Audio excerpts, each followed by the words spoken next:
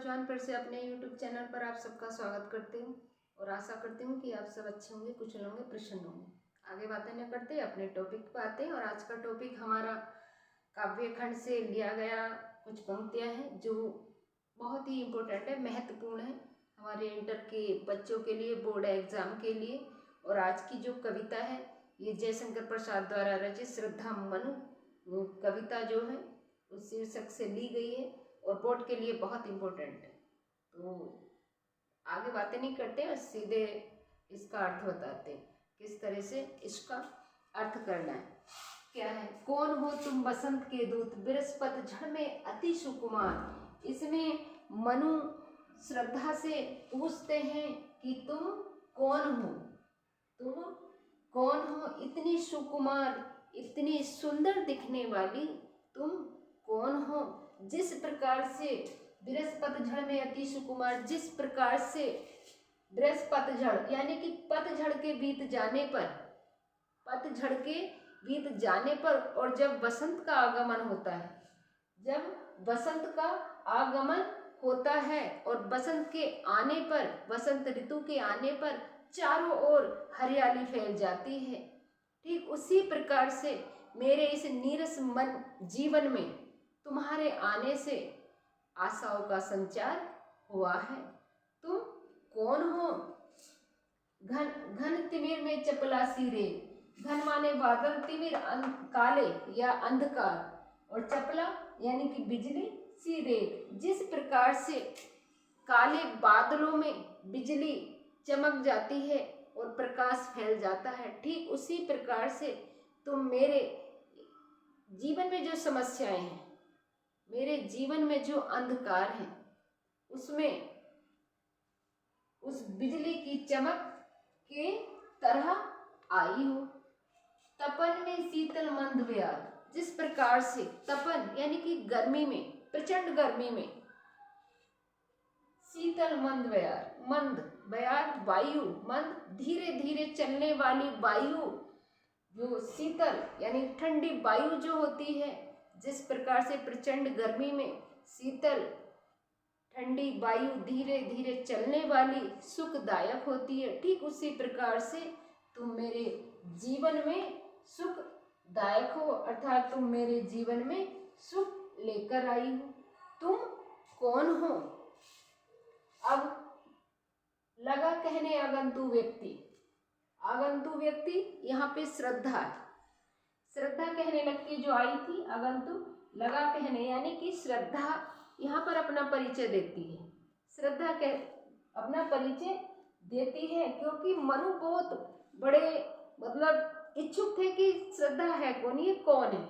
इस तरह से मतलब श्रद्धा को देखकर मनु जो अपने जीवन से हताश हो गए थे, मनु जब अपने जीवन से हताश हो गए थे, तब श्रद्धा को देखकर उनको जीने की फिर इच्छा प्रकट हुई। और फिर क्या? लगा कहने आगंतु व्यक्ति, श्रद्धा यहाँ पर अपना परिचय देते हुए कहती है क्या? मिटाता उत्कंठा से विशेष, जो उत्कंठा, जो जिज्ञासा मनु के मन में थी श्रद्धा को जानने के लिए, उसको मिटाते हुए, उसको दूर करते हुए बड़ी मीठी मधुर वाणी में, और जब वो बोल रही थी तो उसकी वाणी से ऐसा प्रतीत हो रहा था जैसे कि अमृत रस टपक रहा हो। और अति प्रसन्नता के साथ जिस प्रकार से कोयल बोलकर पुष्पों को बसंत के आगमन का संदेश देती हो, तो वो बोलते हुए उसी प्रकार से प्रतीत हो रही थी जिस प्रकार से कोकिल का सा आनंद, कोकिल कोयल सुमनों को यानी कि सुमन पुष्पों को, फूलों को जो मधु में बसंत के आगमन का संदेश सुना रही हो। यहाँ पर श्रद्धा अपना परिचय देते हुए, मनु की उत्कंठा को मिटाते हुए, जो जानने की इच्छा मनु के मन में थी उसको मिटाते हुए, बड़ी मधुर वाणी में उस समय बोलते हुए श्रद्धा ऐसे प्रतीत हो रही थी जैसे कि कोई कोयल मधुर वाणी में, मधुर स्वर में बसंत के आगमन का संदेश फूलों को दे रही हो।